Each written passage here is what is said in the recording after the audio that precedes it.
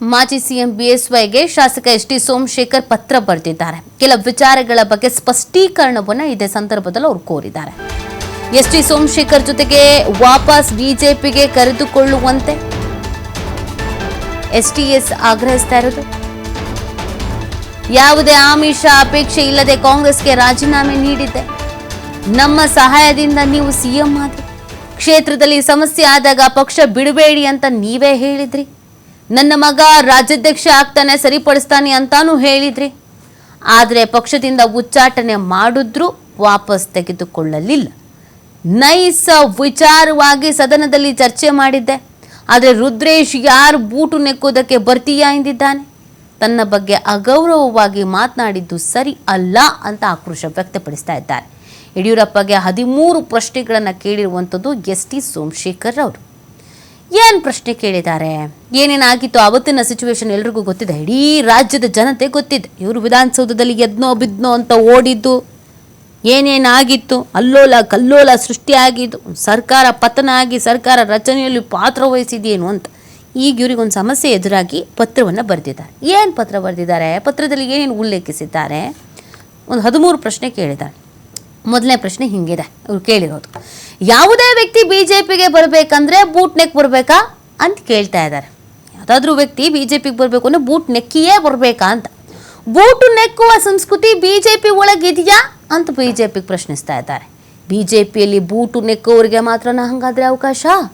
ಯಾರು ಬೂಟನ್ನು ನೆಕ್ಕಿಲ್ಲ ಅಂತ ನನ್ನನ್ನು ಉಚ್ಚಾಟನೆ ಮಾಡಲಾಯ್ತಾ ಅಂತ ಕೇಳಿ, ನಾನು ಯಾರು ಬೂಟ್ನೂ ನೆಕ್ಕಿಲ್ಲ ಅದಕ್ಕೆ ನನ್ನನ್ನು ಉಚ್ಚಾಟನೆ ಮಾಡಿದ್ರಾ ಅಂತ ಕೇಳ್ತಾ ಇದ್ದಾರೆ. ನಾನು ಬಿಜೆಪಿಗೆ ಮರಳಬೇಕು ಅಂದರೆ ನಿಮ್ಮ ಬೂಟು ನೆಕ್ಕಬೇಕಾ ಅಂತ ಪ್ರಶ್ನಿಸ್ತಾ ಇದ್ದಾರೆ. ನಿಮ್ಮ ಪುತ್ರ ಬಿ.ವೈ. ವಿಜಯೇಂದ್ರ ಬೂಟ್ ನೆಕ್ಕಬೇಕಾ?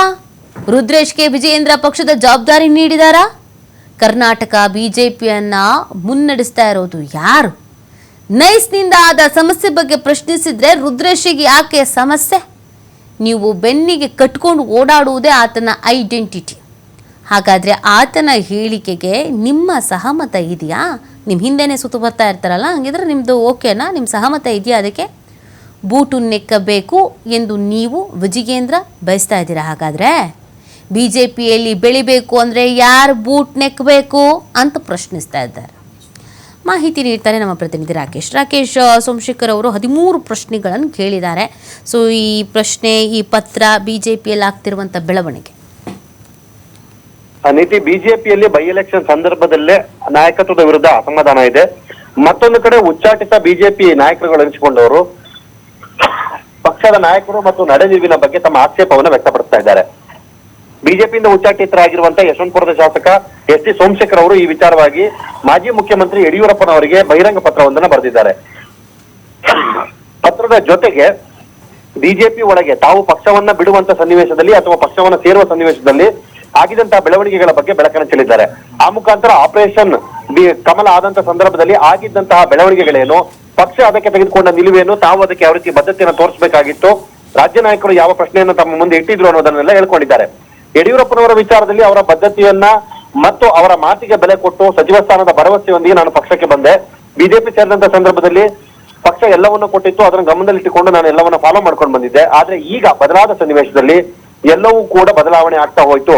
ನೀವು ನಿಮ್ಮ ಮಗನನ್ನು ರಾಜ್ಯಾಧ್ಯಕ್ಷರನ್ನಾಗಿ ಮಾಡುವ ಉದ್ದೇಶದ ಹೊತ್ತಿಗೆ ನಮ್ಮನ್ನ ಪಕ್ಷಕ್ಕೆ ಕರೆತಂದ್ರಿ. ಎಲ್ಲ ಸಮಸ್ಯೆಗಳನ್ನ ವಿಜಯೇಂದ್ರ ಅಧ್ಯಕ್ಷರಾದ ಮೇಲೆ ಬಗೆಹರಿಸ್ತಾರೆ ಅನ್ನುವಂತ ಮಾತನ್ನ ಹೇಳಿದ್ರಿ.